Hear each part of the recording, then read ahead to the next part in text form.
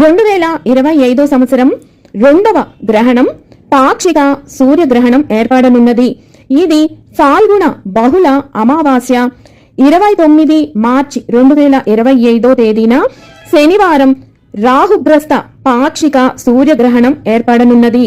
ఈ గ్రహణం Bermuda, Portugal, Canada, USA, Morocco, Greenland, బర్లాండ్, France, England, Iceland, Belgium, Netherlands, Faroe దీవులు, Germany, Denmark, Norway, Sweden, Finland, Russia, Hungary, Italy, Poland, Romania, Ukraine, Venezuela, Vatican City ఈ దేశాల యందు మాత్రమే కనిపించనున్నది.